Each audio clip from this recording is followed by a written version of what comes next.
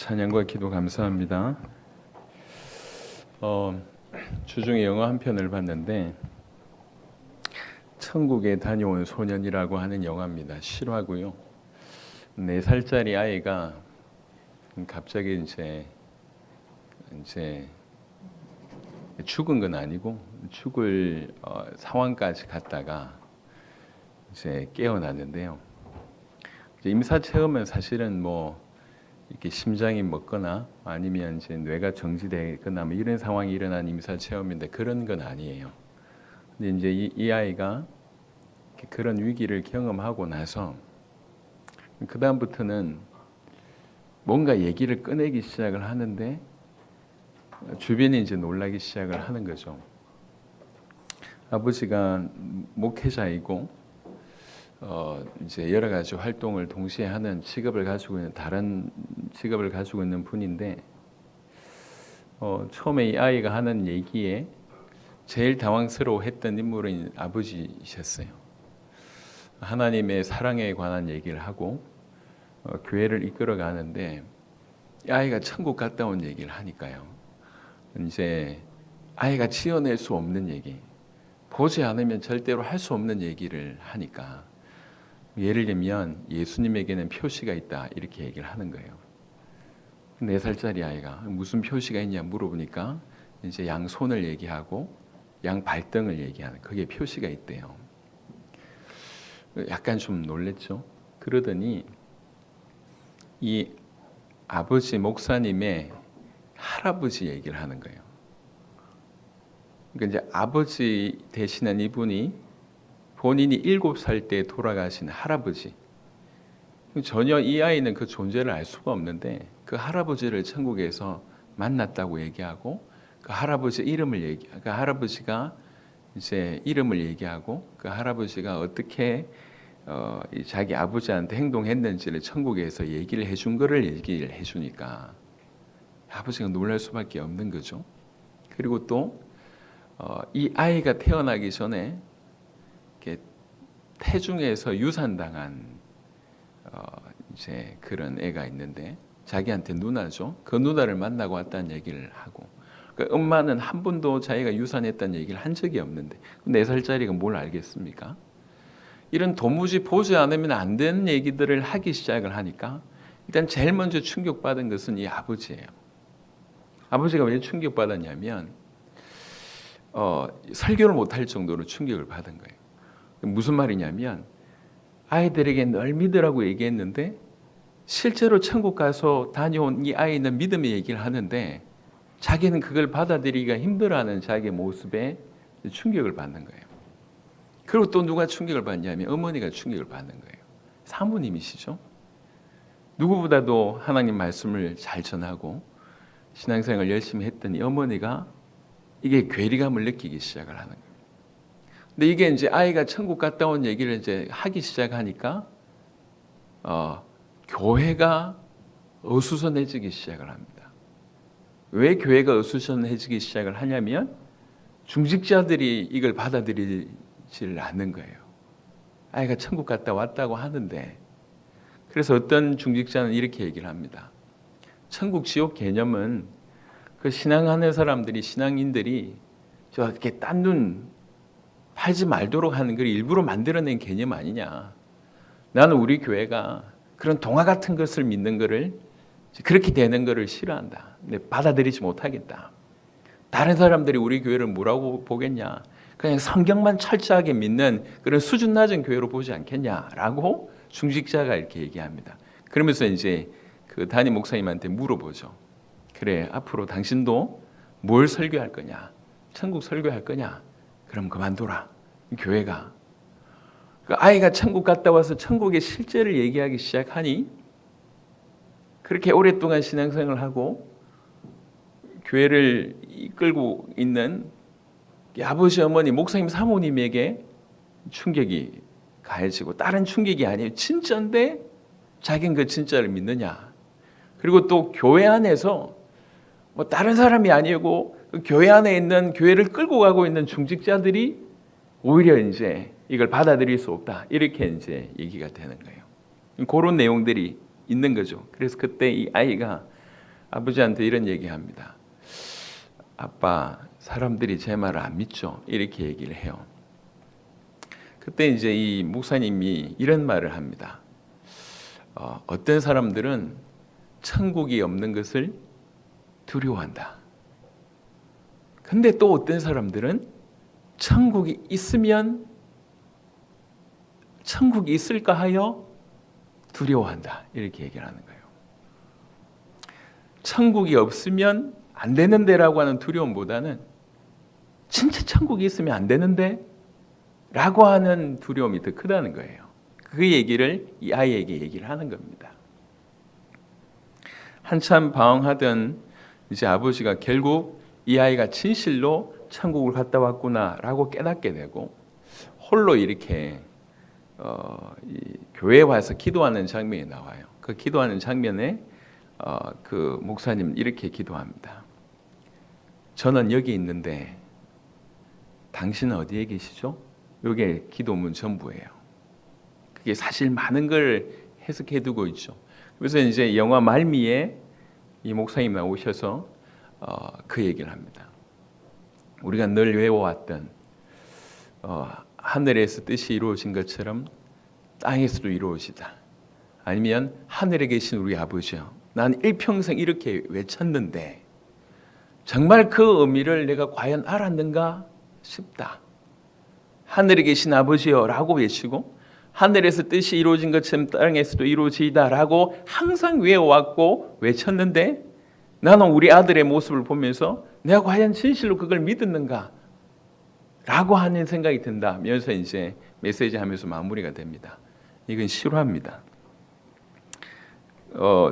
대단한 어떤 그 뭐 큰 액션이 없는 영화인데 잔잔한 영화예요. 근데 잔잔한 영화 보면서 한 2번 정도 소름이 끼치더라고요. 여러분, 제가 오늘 사실 영상을 하나 조그만 걸 보여드리려고 하다가 이제 오전 예배는 그런 것 같아서 오후 예배 때 짧게 보여드릴 건데요. 바이든 대통령이 이제 대통령이 됐을 때 당선 축하하러 여러 사람들이 왔습니다. 그 중에 한 명의 목사님이 나와서 기도하는 장면이 나옵니다. 다니엘 기도회 때 나왔던 영상이었던 것 같습니다. 근데 이 양반이 열심히 기도하고 나서 맨 마지막에 뭐라고 얘기하냐면 모든 종교의 이름으로 기도합니다. 이래요. 그 대통령 당선 자리에 목회자가 나와서 기도하면서 맨 마지막에 그렇게 얘기합니다. 하원 의원 이제 개원하는 때도 또 다른 목사가 나와서 기도하는데 브라만, 예수, 부처 다양한 신의 이름으로 기도합니다. 이게 오늘날 미국에서 일어나고 있는 현 주소입니다. 목회자들이 본질을 놓치고 다른 종교를 수용하는 것이 굉장히 수준 높아 보이고 우리 것을 주장하는 것보다 다른 것도 인정해 주는 것을 수준 높다라고 여겨지는 문화가 돼버렸어요. 그러니까 본질을 잃어버렸어요.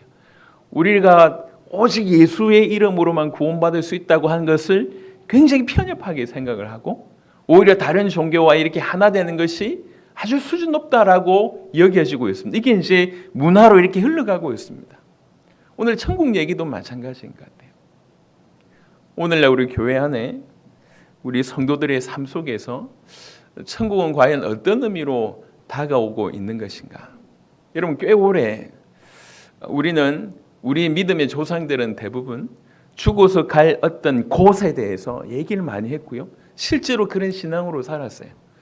근데 어떤 신학들이 계속 발전되면서 뭘 많이 주장하기 시작했냐면 그곳보다 이 하나님의 통치에 대한 얘기를 많이 하기 시작했습니다. 사실 2가지 의미가 같이 들어있지만 계속 이것만 강조하기 시작을 하면서 사실 우리가 죽어서 가게 될 그 영원한 천국에 관한 엄청난 이미지를 훼손한 것 또한 사실인 것 같아요.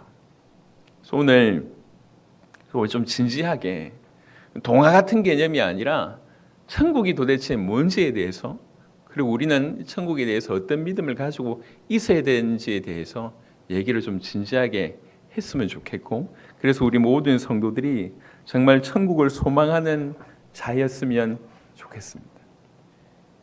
천국이 과연 단지 그런 은유적인 표현인가? 요즘에 이렇게 기독교 신앙에 관해서 잘 이렇게 얘기하는 그 유튜브가 있습니다. 다양한 유튜브 중에 그 중에 한 분이 이제 천국에 관한 얘기를 이제 하더라고요. 그러면서 이렇게 표현했습니다. 우리가 죽어서 갈 그 천국만 얘기한다면 10%밖에 얘기 안 한 거다라고 얘기를 하셨어요. 그래서 저는 그 얘기를 들으면서 좀 마음에 좀 답답했습니다. 그러면서 이분이 뭐라고 얘기하냐면 생각을 해보시라. 하나님은 영이 아니냐. 하나님은 영이시다.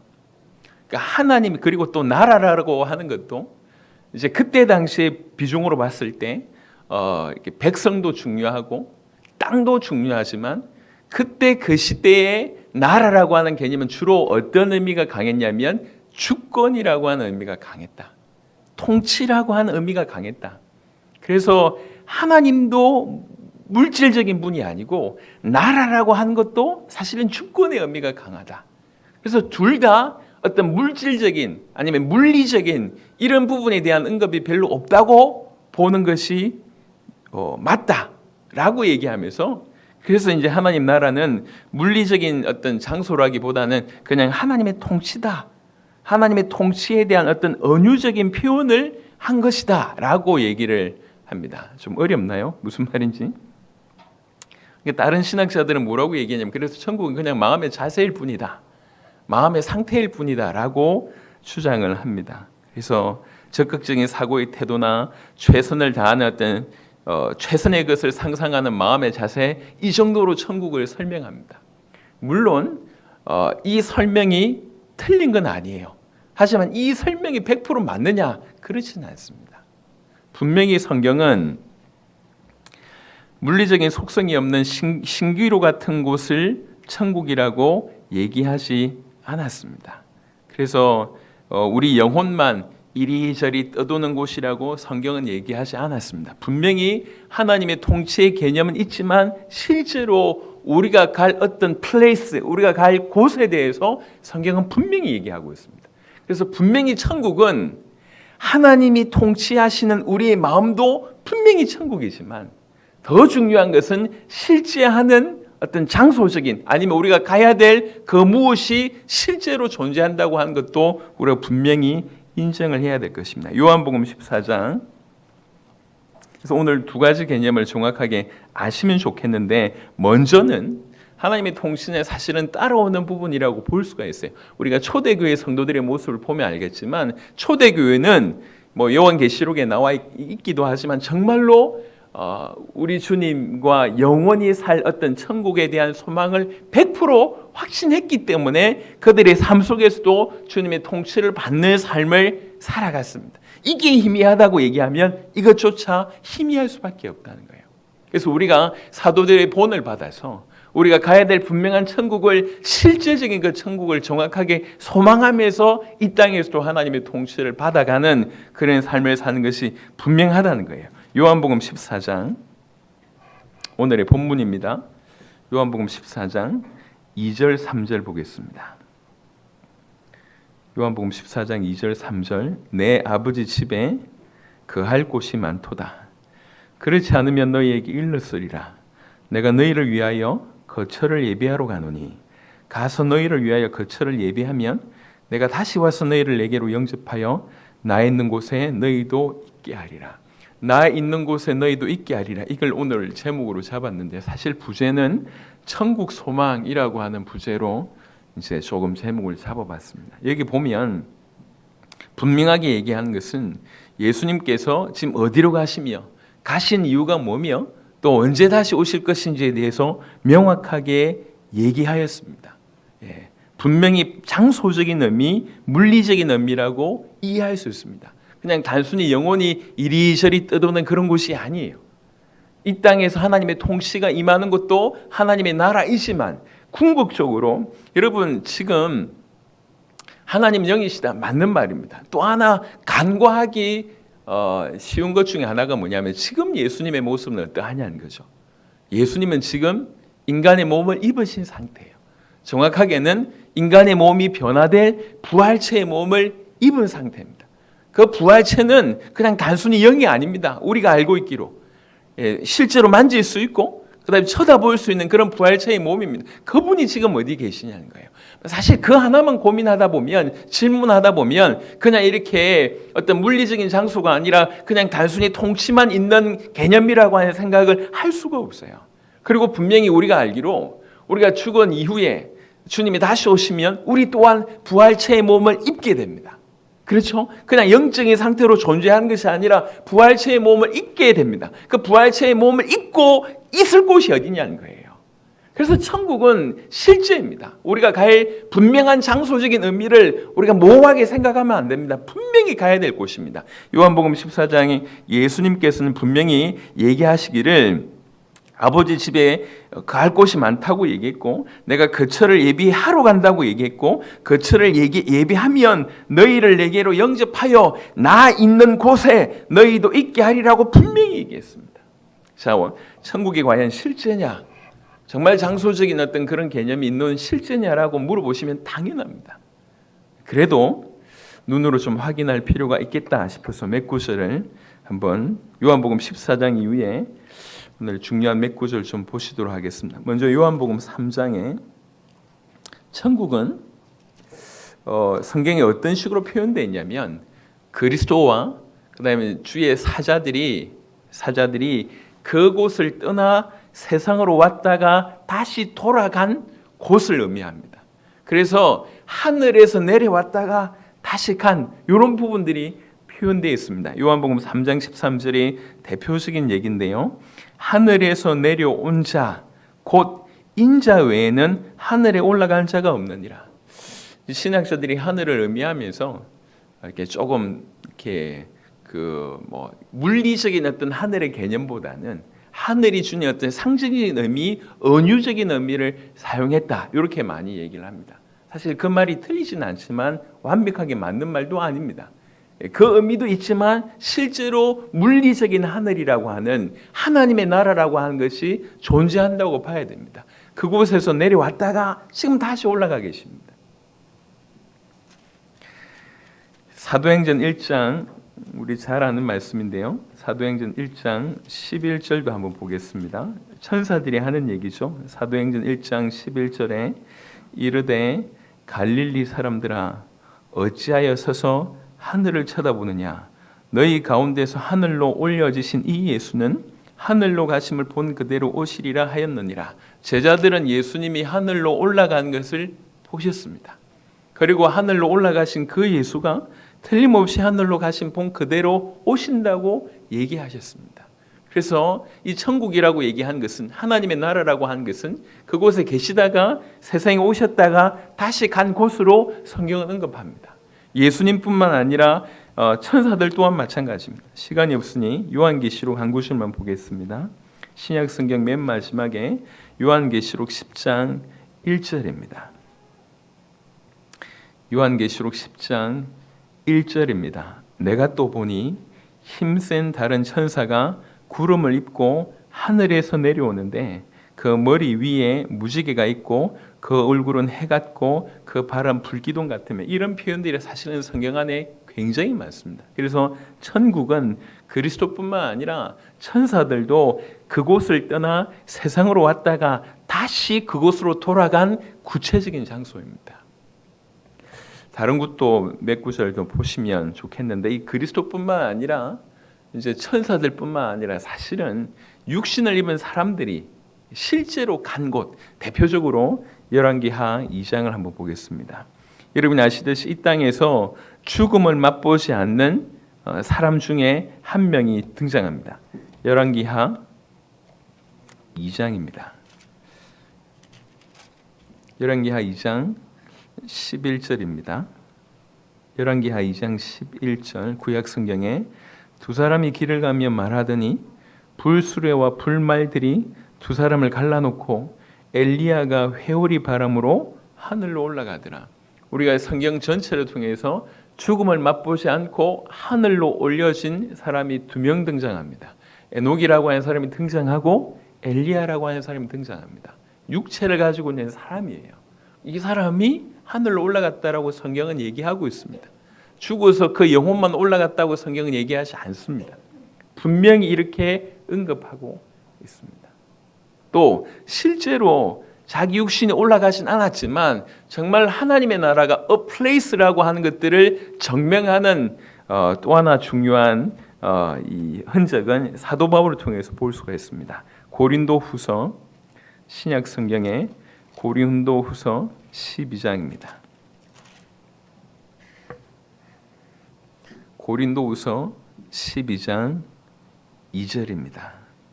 고린도후서 12장 2절 내가 그리스도 안에 있는 한 사람을 아노니 그는 14년 전에 셋째 하늘에 이끌려간 자라. 그가 몸 안에 있었는지 몸 밖에 있었는지 나는 모르거니와 하나님은 아시느니라. 사도 바울의 고백을 보더라도 그냥 막연히 하나님의 통치가 있는 어떤 실체가 없는 곳이라고 얘기하지 않으셨습니다.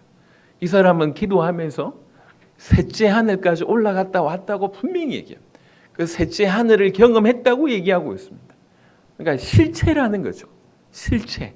이 부분을 성경을 통해서 이렇게 여러 번 얘기하고 있습니다. 또 중요한 흔적 중에 하나가 히브리 8장입니다. 신약 성경 히브리서 8장입니다. 히브리서 8장 5절 보겠습니다. 히브리 8장 5절입니다. 그들이 섬기는 것은 하늘에 있는 것의 모형과 그림자라.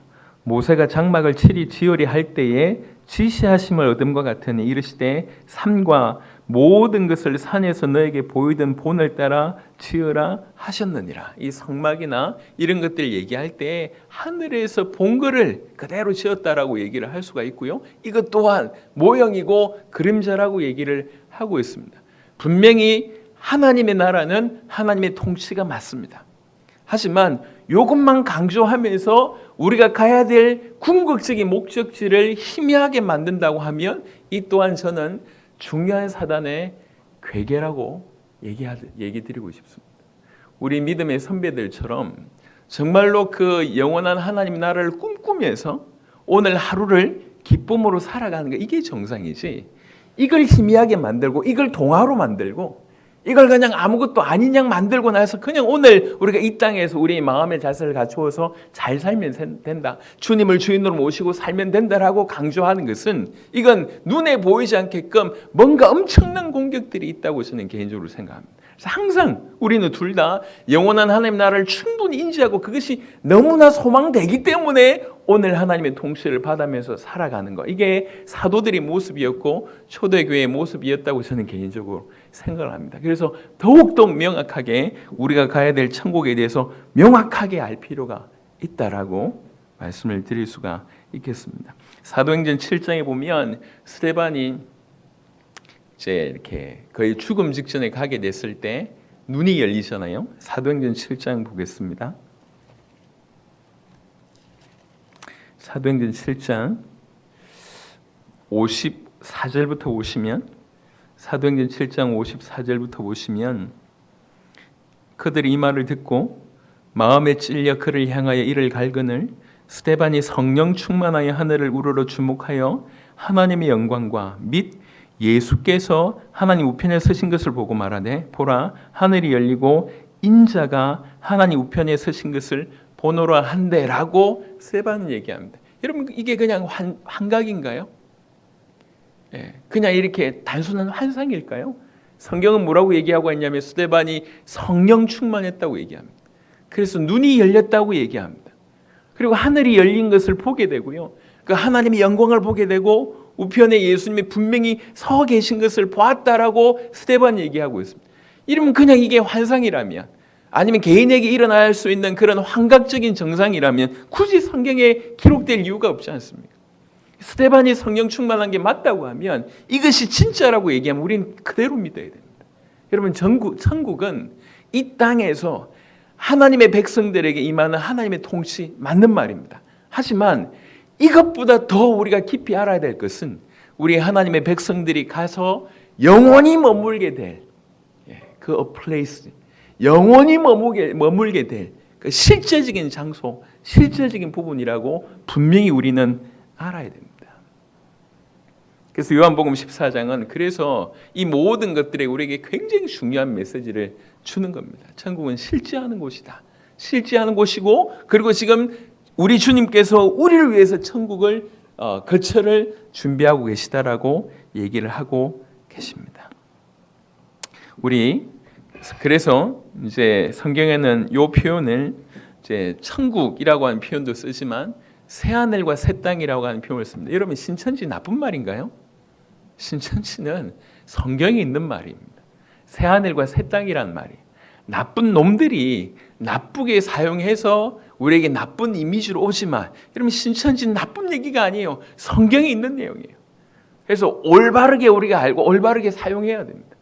나쁜 사람들이 나쁜 의도를 가지고 얘기하는데 이거 우리가 생각을 해봐야 돼요. 이게 그래서 우리가 그들이 만든 나쁜 이미지 때문에 우리가 그것을 생각 안 하거나 사용 안 하거나 들으려고 하지 않으면 안 된다는 얘기예요. 분명히 새하늘과 새 땅이라고 하는 표현은 성경에 정확하게 기록되어 있습니다.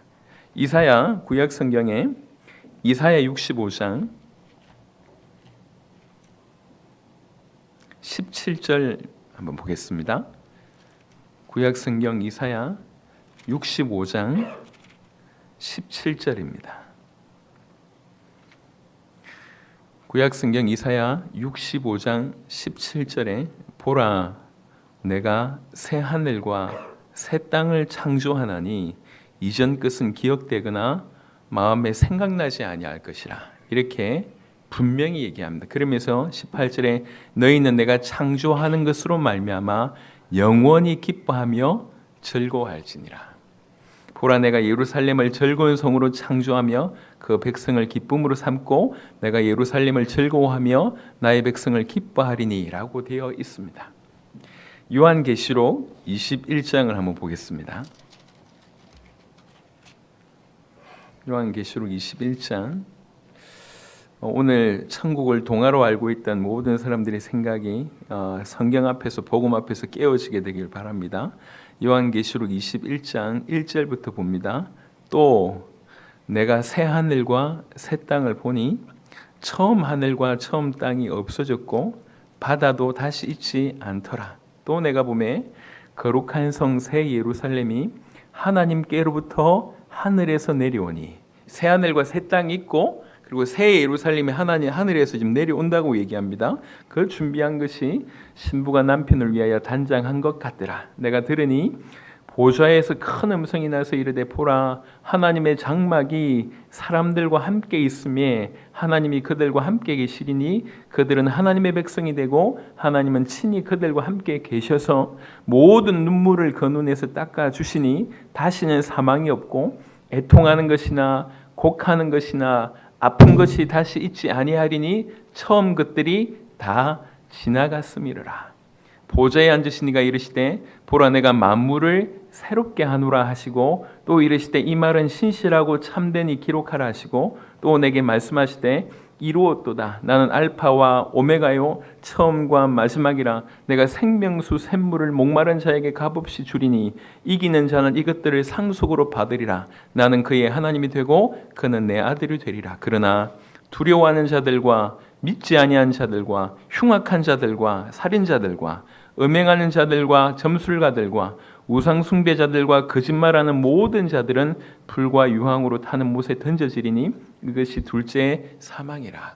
영원한 새 하늘과 새 땅을 얘기하면서 동시에 둘째 사망, 지옥에 관한 얘기를 분명히 언급하고 있습니다.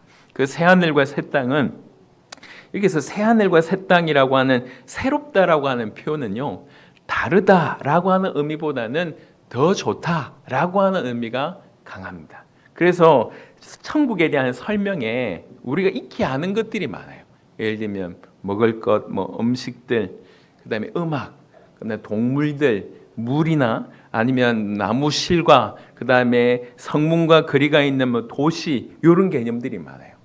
그래서 새롭다라고 하는 표현은 아예 다르다라고 하는 표현보다는 지금보다 훨씬 더 좋은 것이라고 하는 것으로 이해하면 좋겠습니다. 그래서 분명 천국, 새하늘과 새 땅이 우리가 사랑하는 예수님이 계신 우리의 집이 되는 바로 그곳이라고 하는 것입니다. 그래서 이 부분들을 여러분들이 정확하게 아셔야 됩니다. 그래서 분명히 제가 지금까지 두 가지를 얘기했는데 많은 신학자들이 얘기하고 보통 사람들이 이해하고 있는 하나님의 나라라고 얘기할 때 구원받은 자에게 하나님의 통치가 임하면 그것이 하나님의 나라다. 분명합니다. 예, 분명합니다.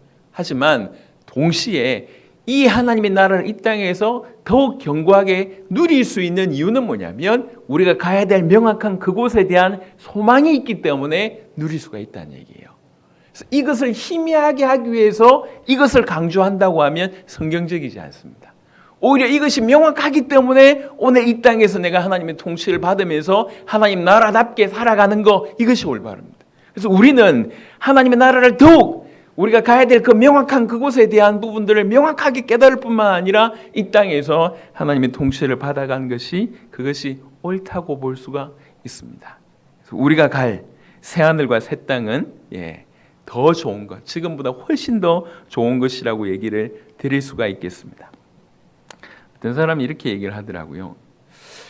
영화가 이렇게 천국에 관한 이 만화를 그려놨는데 이런 얘기 하더라고. 막 예배를 드리고 하프를 키고 막 하는데 1년은 재밌었는데 이게 1000년, 10,000년, 10만 년 정도 되니까 이제 이렇게 그 얼굴에 그 다크스크린 끼고 이렇게 영원히 살아야 돼 이러면서 천국은 굉장히 좀 지겨운 곳으로, 암만 좋아도 영원히 한다, 이건 좀 지겨운 거 아니냐라고 은근히 생각하고 있는 사람들이 많은 것 같아요. 그 부분도 조금 다뤄줘야 될 것 같아서, 여러분 천국은 그냥 이렇게 뭐 하고 싶은 거 다 못하면서 그냥 무조건 이렇게 예배 드리면서 이렇게 이래야 되는 것이냐, 그런 차원이 아니에요. 사람들이 지겹다고 하는 이유는 두 가지 이유 때문이다라고 얘기를 합니다. 하나는 뭐냐면 사람들이 이렇게 뭐를 재밌어 하냐면 이게 우리가 죄성을 가지고 있기 때문에 죄 짓는 것을 재밌어 합니다. 그렇지 않은 것에 대해서 굉장히 지겨움을 느끼고 있습니다. 근데 성경에는 뭐라고 얘기하고 있냐면 우리가 갈 영원한 천국에서 우리에게 일어나는 일 중에 하나가 뭐냐면 죄성이 사라진다는 거예요. 죄성이 사라진다고 하는 것들이 굉장히 중요한 부분입니다. 그렇다고 얘기하면 죄 때문에 절고하는 그것 자체가 사라진다는 거예요. 그러니까 지겨움이 있을 것이다라고 하는 그 자체가 지금 우리 입장에서 생각한 것이라고 볼 수가 있고요. 두 번째는요, 그보다 더 근본적인 대답, 조금 전에 보셨던 이사야 말씀 보겠습니다. 이사야 65장 보시면 왜 천국이 지겨울 것이냐라고 얘기할 때 정말 이런 생각하시는 분도 대단한 사람인데, 왜 지겨운 분이냐라고 얘기할 때에 생각하는 것 중에 하나가 뭐냐면 하나님이 좀 따분한 분 같다라고 하는 느낌 때문인 것 같습니다. 이사야 65장 오늘 읽어보셨던 것처럼 18절에 보니까 이렇게 얘기합니다. 내가 창조하는 것으로 말미암아 영원히 기뻐하며 즐거워할지니라. 보라, 내가 예루살렘으로 즐거운 성으로 창조하며 그 백성을 기쁨으로 삼고 내가 예루살렘을 즐거워하며 나의 백성을 기뻐하리니, 하나님이 우리를 기뻐할 뿐만 아니라 우리 또한 우리 주님이 창조한 것으로 영원히 기뻐한다고 얘기했는데, 여러분 우리가 하나 놓친 게 뭐냐면 하나님이 창조주라는 거예요. 이분은 엄청난 창조성을 가지고 있는 분입니다. 우리가 영원히 기뻐할 만은, 사실은 영원히 이렇게 뭐 기쁘다라고 하는 표현보다는 뭐라고 얘기할까요? 전율이 느껴질 정도로 우리를 즐겁게 할 그런 충분한 창조성을 가지고 있고요. 그분의 선하심과 아름다우심과 능력이 영원하다는 거예요. 그러니까 영원한 즐거움을 주시는 분이 하나님이다, 이렇게 봐야 돼요. 그러니까 우리 시각으로 볼 때 이렇게 늘 하프나 키고 앉아 있고 이래가지고 영원히 살면 힘들겠네라고 하는 지극히 우리 입장에서의 생각을 할 수 있는데, 천국은 영원히 즐거운 곳입니다. 그게 성경에 이렇게 나와 있습니다. 제가 하는 말이 아니에요. 성경은 이사야 65장에도 이렇게 얘기하고 있고, 우리가 이미 이해하기로 하나님은 진실로 창조주이신 분이시고 선하심과 아름다우심과 그 능력이 무한하시기 때문에 우리에게 영원한 즐거움을 주실 수 있는 분이시다라고 성경은 얘기하고 있습니다. 그래서 여러분 생각하는 것처럼 죄가 없어서 좀 따분할 것 같고 하나님이 너무 경건해서 우리하고 안 맞아서 좀 따분할 것 같다라고 하는 생각은 그 생각에도 틈을 허락한 부분이다라고 얘기를 드릴 수가 있겠습니다. 천국은 영원히 즐거운 곳이라고 성경은 얘기하고 있습니다. 그래서 그런 의미로 저와 여러분들은 이 천국을 진실로 소망해야 된다는 거예요. 마태복음 13장 한번 보겠습니다. 마태복음 13장 44절입니다. 마태복음 13장 천국을 얘기하면서요 아주 기발한 비유를 드셨습니다. 마태복음 13장 44절에 천국은 마치 밭에 감추인 보화와 같으니 사람이 이를 발견한 후 숨겨두고 기뻐하며 돌아가서 자기의 소유를 다 팔아 그 밭을 사느니라. 오늘은 딴 어떤 제자나 이런 비유가 아니라 성경 그대로 천국에 관한 얘기입니다. 천국의 비유를 얘기했어요. 천국은 이렇다라고 얘기를 하는 거예요. 이 비유는 이 배경은 어떤 거냐면 소작농의 배경입니다. 땅 주인이 따로 있고요. 농사를 하려고 하는 사람이 그 땅 주인에게 땅을 빌려서 그 다음에 농사를 짓고 거기서 나온 거 가지고 땅 주인에게 얼마를 주고 자기가 생활하는 그런 소작농의 배경입니다. 그래서 열심히 그날도 이렇게 땅을 파고 개간하고 있는 중에 그 안에 말도 안 되는 큰 보화를 발견하게 된 거예요. 우리나라를 이렇게 침범했던 이렇게 일본이나 중국이나 이런 나라들이 이렇게 좋은 도자기나 좋은 금은 이런 것들을 가지고 금이나 은이나 이런 것들을 가지고 본국으로 가다가 배가 난파한 그런 일들이 꽤 있었대요. 지금도 그래서 난파선을 찾고 있지 않습니까? 그러니까 거기에 있는 보화는 이루 말할 수가 없겠죠. 그러니까 어느 정도 큰 보화인지는 모르겠는데 어떤 땅을 캐다가 그걸 본 거예요. 근데 그때 그 당시에 그 이스라엘 민족의 법은 뭐냐면 그 땅에서 난 것은 땅 주인의 것이라는 거예요. 땅 주인. 그래서 이 사람이 그냥 이에서 발견했기 때문에 가져갈 수가 없어요. 땅 주인이 아니기 때문에. 그래서 이것을 가져갈 수 있는 방법이 뭐냐? 땅을 사는 거예요. 그러니까 가서 자기 가지고 있는 모든 소유를 팔아가지고 땅 주인하고 이제 협상을 하는 거죠. 반드시 이 땅을 사야 돼요. 그러니까 보통의 가치보다 더 높게 주면서라도 이 땅을 사야 됩니다. 왜 그렇습니까? 그 땅에 묻힌 이 보화 때문에 그렇다는 거예요. 그래서 반드시 이 사람 목적이 있기 때문에 모든 것을 다 틀어서 팔아서 반드시 그 땅을 삽니다. 예수님이 이렇게 얘기합니다. 천국이 이와 같다. 이와 같다. 땅에 감추인 보화와 같다. 다른 사람들이 모른다는 거예요. 하지만 진실로 그 보화를 발견한 사람은 이렇게 살 수밖에 없다라고 얘기를 합니다.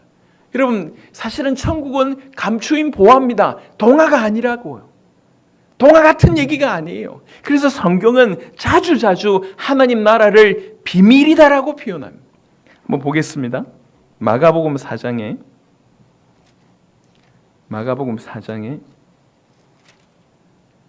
11절 보겠습니다. 신약성경 마가복음 4장 11절입니다. 이르시되 하나님 나라의 비밀을 너희에게는 주었으나 외인에게는 모든 것을 비유로 하나니. 하나님 나라에 이것도 있고 저것도 있고 물론 그것도 비밀이기도 하지만 실상은 뭐냐면 하나님 나라 자체가 비밀이라는 거예요. 누가복음을 보겠습니다. 누가복음 8장 10절입니다. 누가복음 8장 10절입니다. 이르시되 하나님 나라의 비밀을 아는 것이 너희에게는 허락되었으나 다른 사람에게는 비유로 하나니 이는 그들로 보아도 보지 못하고 들어도 깨닫지 못하게 하려 함이라. 여러분이 하나님 나라는요, 이 천국은 예수님이 가장 중요하게 얘기했던 메시지입니다. 우리가 알기로 세례 요한이 제일 먼저 했던 메시지 뭡니까? 회개하라, 천국이 가까웠다고 얘기합니다. 우리가 또 알기로 마태복음 4장에 예수님께서 제일 처음부터 했던 메시지가 뭡니까? 회개하라, 천국이 가까이 왔다라고 얘기합니다. 예수님의 첫 메시지가 천국의 메시지였습니다. 그리고 이 세상이 언제 끝나냐라고 얘기할 때에 마태복음 24장에 이 천국 복음이 모든 민족에게 증언되기 위하여 온 세상에 전파되리니 그제야 끝이 오리라. 여러분, 천국과 복음은 뗄래야 뗄 수가 없습니다. 천국을 얻을 수 있는 유일한 길이 복음밖에 없습니다. 사도행전 1장에 그 마지막 순간에 예수님께서 이 땅에 오셔서 십자가 지시고 부활하시고 이제 부활하신 이후에 승천하시기까지 약 40일 동안 머무시는데요. 우리가 잘 알고 있는 1장 3절에 사도행전 1장 3절에 그가 고난 받으신 후에 또한 그들에게 확실한 많은 증거로 친히 살아계심을 나타내사 40일 동안 그들에게 보이시며 하나님 나라의 일을 말씀하시니라. 이 또한 천국에 관한 메시지였습니다. 여러분, 지금 사단이 너무 중요한 것들을 공격하고 있으면 우리가 보게 됩니다. 그 중에 하나가 뭐냐면 이 영원한 천국입니다. 우리가 한번 생각을 해보겠습니다. 마태복음 13장 44절을 근거로 해서 천국이 하나님 나라가 비밀로 발견되어진 자는 자기가 가지고 있는 모든 것을 팔 정도라고 얘기하고 있습니다.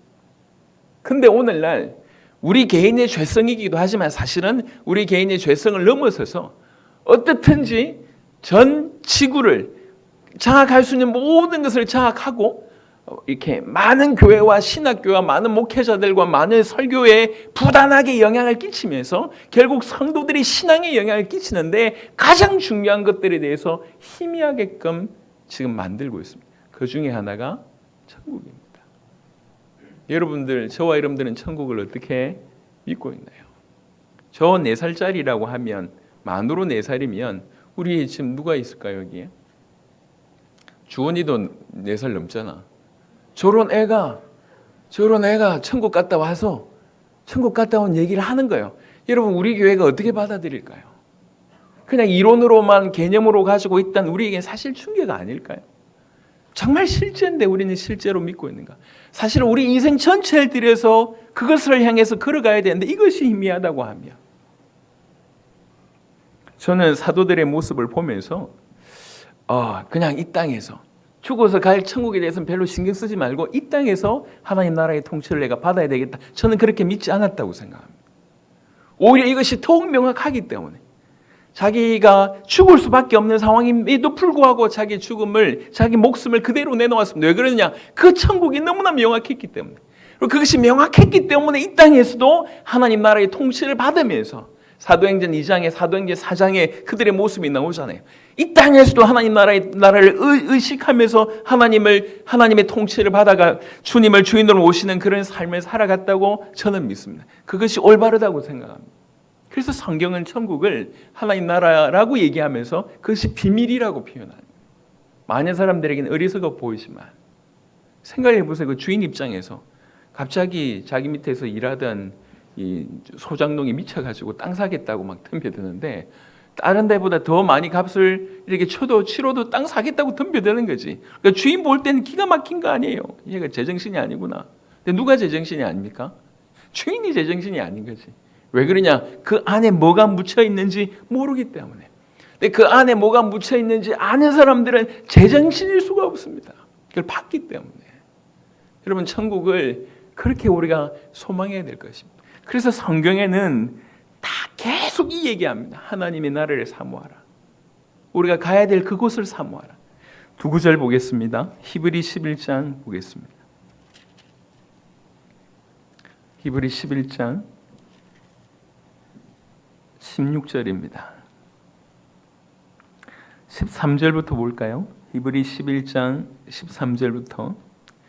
이 사람들은 다 믿음을 따라 죽었으며 약속을 받지 못하였을 때 그것들을 멀리서 보고 환영하며 또 땅에서는 외국인과 나그네임을 정언하였으니 그들이 이같이 말하는 것은 자기들이 본향 찾는 자임을 나타냅니다.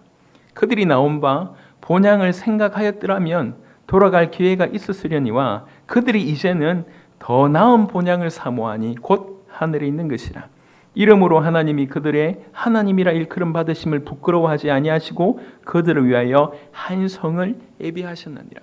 히브리 11장 바로 읽었던 본문 앞에 보면 정말 많은 사람들이 믿음 때문에 순교한 얘기를 쭉 하고 있습니다. 그러면서 연이어서 설명하고 있습니다. 그 사람들이 다 믿음 때문에 죽었다. 왜 믿음 때문에 죽었냐? 왜 믿음 때문에 죽었을 뿐만 아니라 이 땅에서 외국인처럼 나그네처럼 그렇게 살았냐? 왜 그러냐? 그들이 자기가 본향을 찾는, 영원한 천국을 찾는 자임을 나타내는 그런 모습이다. 그들이 이 땅에 살면서 그 영원한 본향을 정말로 사모했기 때문에 이렇게 살았던 거 아니냐? 이게 정상 아니냐? 이렇게 얘기하고 있습니다. 우리가 영원토록 왕노릇할 우리의 주님과 영원토록 함께 거할 그 천국을 늘 사모해야 됩니다. 저는 어느 순간부터 계속 중간중간마다 의식적으로 하늘을 계속 쳐다봅니다.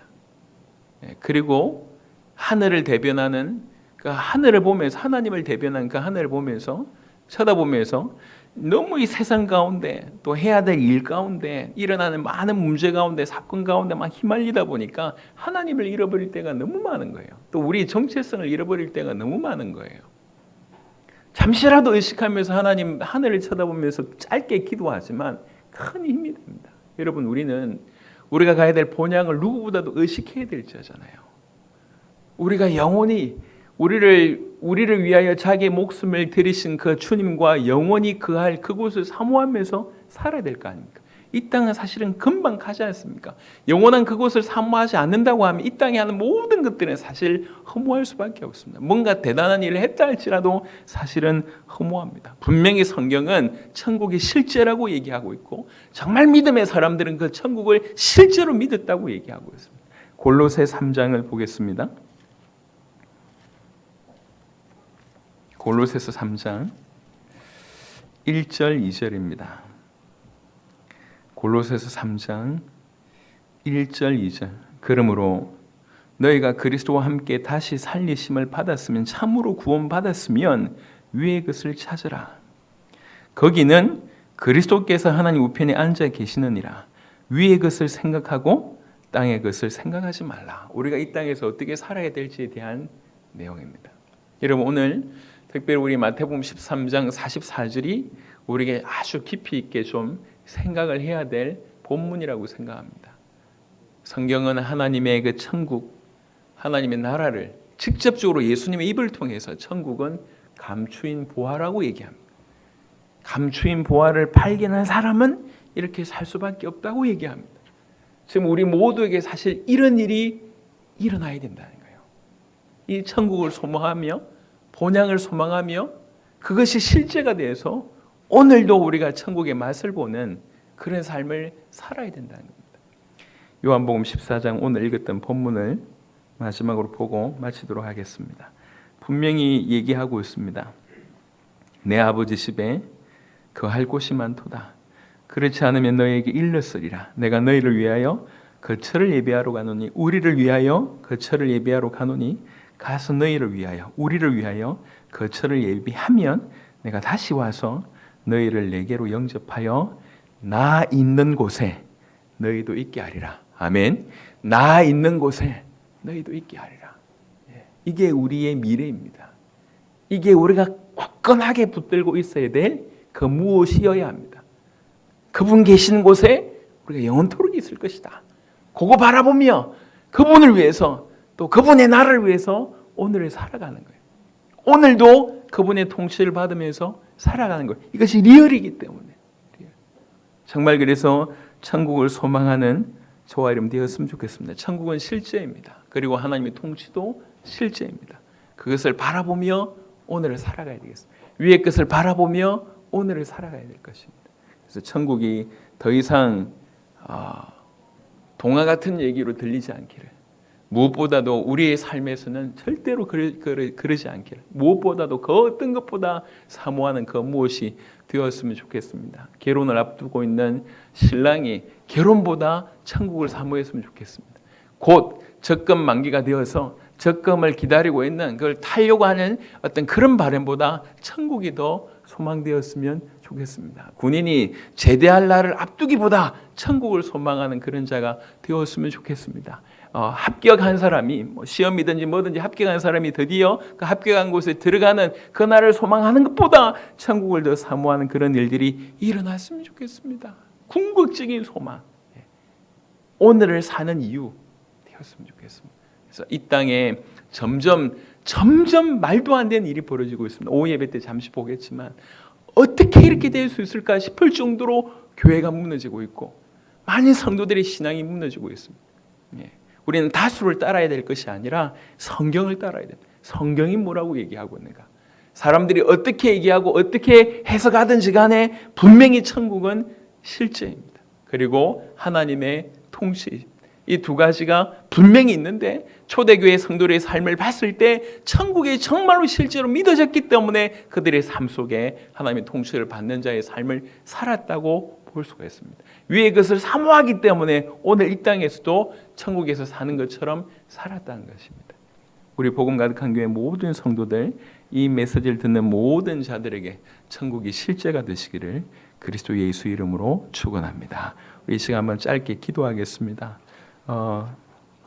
천국이 실제인 건 알지만 그 천국이 우리의 소망인가, 이것도 한번 깊이 생각을 해야 되겠습니다. 정말로 이 천국이 밭에 감추인 보화로 여겨지도록, 또 우리 인생이 정말 본향을 사모하는 자로, 본향을 찾는 자로, 천국을 소망하는 자로, 위의 것을 생각하는 자로 주여 살아갈 수 있도록, 그래서 너무나 소망하기 때문에 이 땅에서도 천국의 맛을 보는 그런 자로, 마치 초대교회 성도들 같이 그렇게 살아가도록 주여 우리에게 은혜를 주시고 긍휼을 허락하여 주시옵소서. 이 시간 한번 다 같이 기도하도록 하겠습니다. 살아계신 주님 감사합니다. 우리 성도들과 함께 오늘 천국의 말씀을 전할 수 있도록 축복하심을 감사합니다. 주님, 천국이 이론이 되지 않게 하시고 동화같이 여겨지지 아니하도록 하나님 역사하여 주시옵소서. 천국이 하나님 나라가 비밀되게 하여 주시옵소서. 천국이 실제로 밭에 감추인 보화처럼 또 그것을 발견하는 그런 은혜가 우리 가운데 있도록 하나님 역사하여 주시옵소서. 위의 것을 찾는 자가 되게 하시고 본향을 사모하는 자가 되게 하시고 아버지 하나님 본향을 찾는 자가 될 수 있도록 하나님 역사해 주시기를 주여 간절히 원합니다. 주님 축복하여 주시옵소서. 주님의 놀라우신 은혜가 우리 가운데 있도록 하나님 역사하여 주시옵소서. 아버지 하나님이여, 영원한 하나님의 나라에서 영원한 즐거움으로 영원히 하나님을 누리며 영원한 즐거움에 동참하는 그런 천국을 사모하며 아버지 천국을 바라보며 나아가는 우리 성도들이 되게 하시고, 그래서 오늘이 천국 될 수 있도록 오늘도 하나님의 통치에 아버지 머물러 있을 수 있도록 하나님 역사하여 주시옵소서. 아버지 하나님이여, 수많은 틀과 생각과 아버지 하나님이여 가르침들이 복음 앞에서 깨어지게 도와주시며 성경 앞에서 무력화될 수 있도록 하나님 역사해 주시기를 기도합니다. 정말 영원한 천국을 사모하며 다시 오실 주님을 사모하며 오늘 하루를 하나님의 은혜 가운데 살아갈 수 있도록 우리 성도를 붙들어 주시고 주께서 인도하여 주시옵소서. 할렐루야. 하나님 감사합니다. 우리를 여기까지 불러주셔서 감사하고 또 어느 초소에 있으나 예배드릴 수 있는 은혜 베풀어 주셔서 감사합니다. 하나님이 믿어지게 하셔서 감사하고 예수님이 하나님의 아들 그리스도라고 하는 사실을 받아들이고 또 그것에 우리 인생을 드릴 수 있는 그런 믿음을 우리에게 허락하셔서 감사합니다. 주님, 더욱더욱 성경 그대로의 믿음을 갖게 되기를 원합니다. 성경에서 말씀하신 바 그 천국을 그대로 믿는 자가 되게 하여 주시옵소서. 그 실제인 천국을 소망하는 자들이 되게 하소서. 밭에 감추인 보화를 발견한 자답게 우리가 그렇게 천국을 발견할 수 있도록 역사하여 주옵시며 정말 본향을 찾는 자로 위의 것을 바라는 자로 살아가게 하시고, 그래서 너무나 그것이 실제이고 사실이기 때문에 그것을 늘 소망하기 때문에 이 땅에서도 천국의 맛을 보는 하나님의 통치를 누리는 자들로 기쁘게 살아가도록 역사하여 주시옵소서. 누가 동화로 만들었습니까? 누가 이것을 못 믿게 만들었습니까? 그 모든 괴계가 무너지게 도와주옵시며 우리 안에는 모든 죄성이 무너지게 하여 주옵시며 오직 성경 그대로 믿으며 영원한 천국을 소유한 자로 영원한 즐거움과 기쁨으로 이 땅에서 살아갈 수 있도록 역사하여 주시옵소서. 우리를 불쌍히 여기시고 은혜 베풀어 주셔서 더욱더욱 그런 믿음을 허락하실 줄을 믿고 모든 것 우리 주 예수 그리스도 이름으로 기도드렸습니다. 아멘. 감사합니다.